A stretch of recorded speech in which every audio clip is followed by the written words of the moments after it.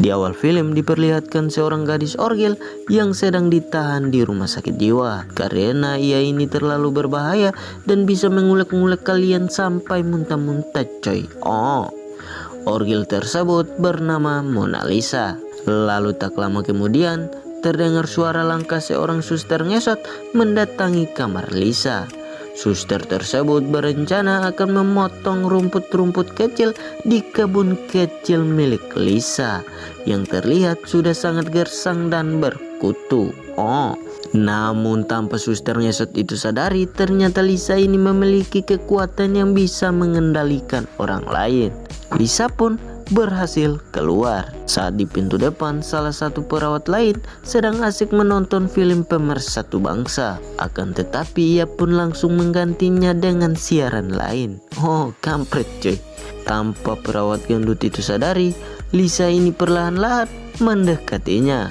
Sang perawat itu terkejut dan takut, ia pun membunyikan sirene darurat untuk memanggil polisi keamanan. Lisa yang melihat itu, Lisa pun langsung menggunakan kekuatannya lagi untuk melumpuhkan burung kecilnya di celana sang perawat yang tidak jelas itu coy. Lisa pun berhasil meloloskan diri sebelum para polisi keamanan datang. Lisa pun terus berjalan menyusuri hutan melewati lembah dan akhirnya Lisa berhasil menemukan kampung sebelah. Sementara salah satu polisi telah diinformasikan bahwa salah satu pasien gila telah kabur di rumah sakit mereka.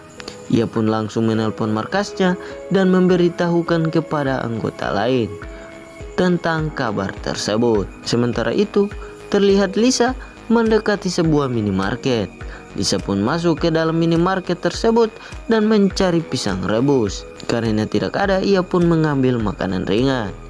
Ia pun juga tak lupa mengambil sebotol oplosan dan ia pun bergegas menuju ke kasir.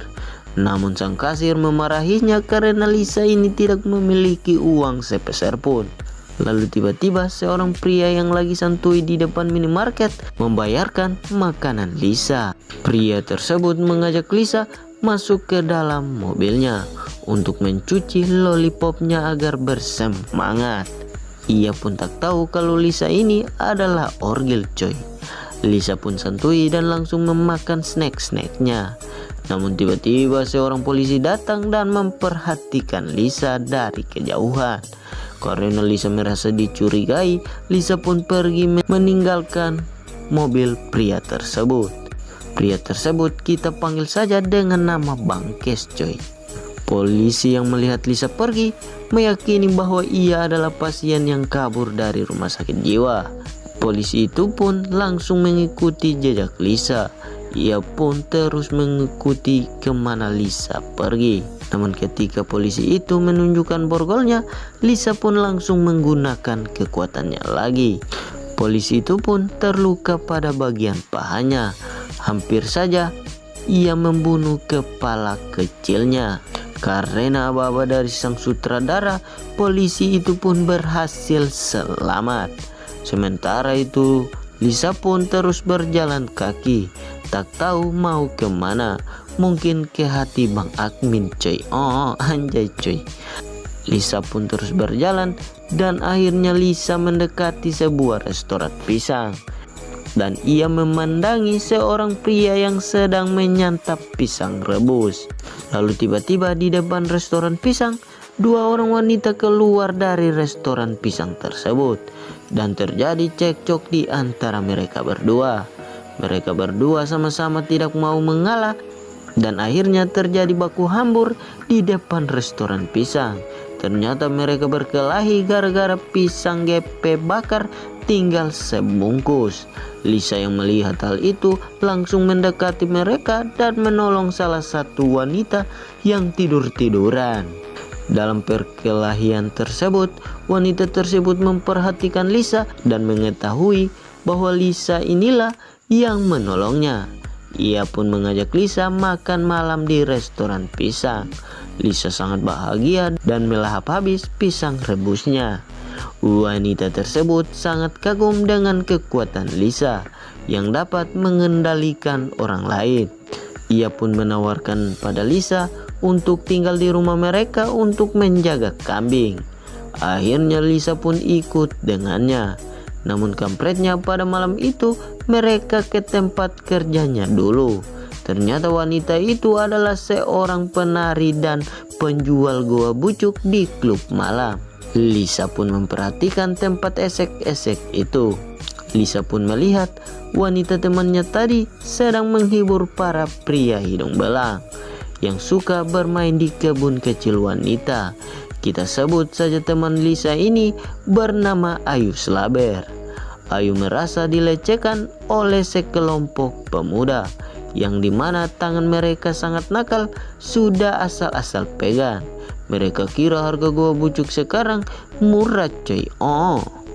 Ia pun langsung menyuruh Lisa menggunakan kekuatannya. Para pemuda tersebut pun menyerahkan semua uang mereka kepada Ayu Slaber. Ayu pun mengisi semua uang mereka di karung tengge tadi pagi. Para pemuda tersebut heran karena mereka tidak dapat mengendalikan diri mereka. Ayu pun langsung mengajak Lisa pulang ke rumahnya dan tinggal di sana untuk menjaga kambing mereka. Rupanya Ayu ini memiliki seorang anak. Ternyata Ayu ini adalah seorang janda malam yang selalu menjual kebun kecilnya agar bisa bertahan hidup.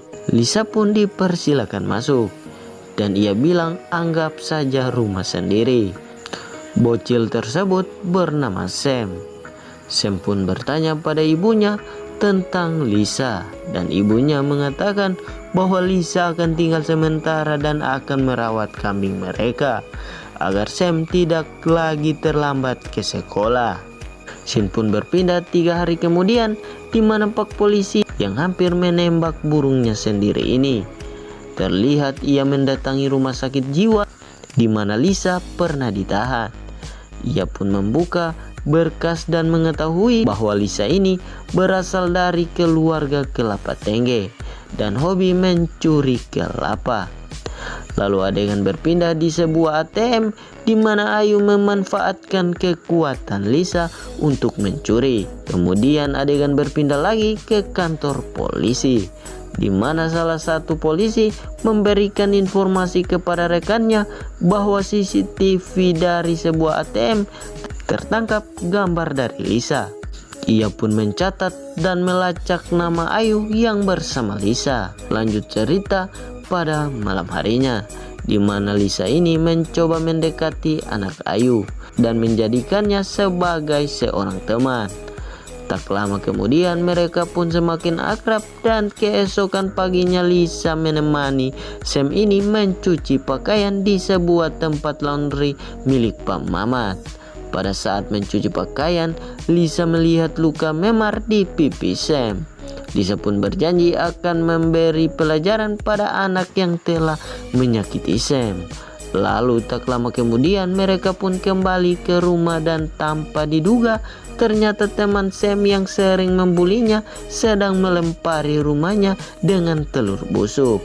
Adegan berpindah pada malam hari, di mana seperti biasa Ayu ini mengajak Lisa ke tempat kerjanya lagi untuk menjual bapau mereka berdua.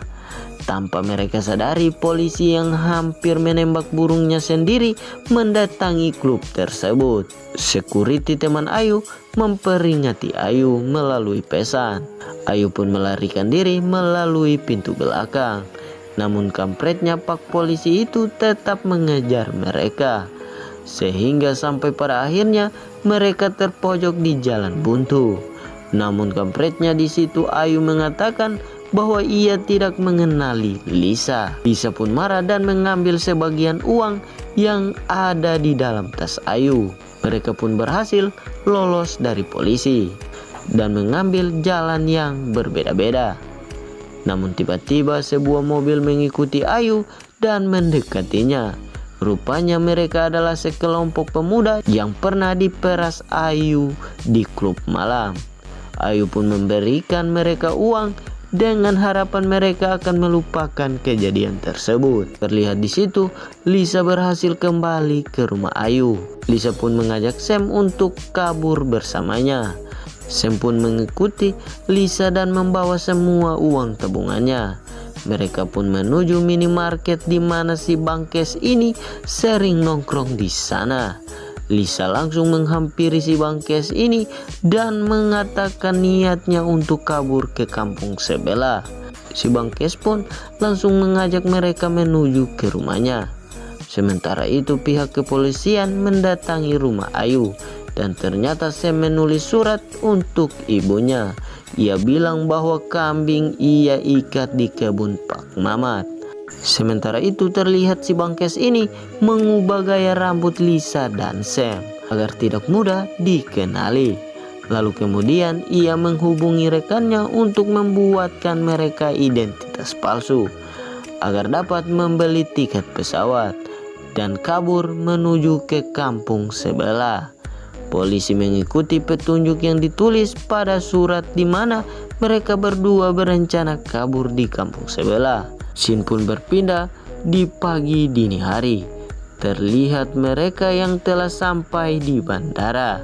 Dan Lisa pun mengucapkan terima kasih pada Bangkes.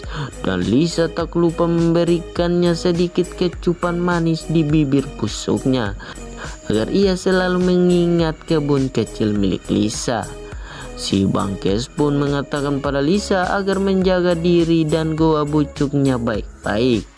Mereka pun langsung bertanya pada petugas pesawat, pesawat manakah yang akan segera berangkat.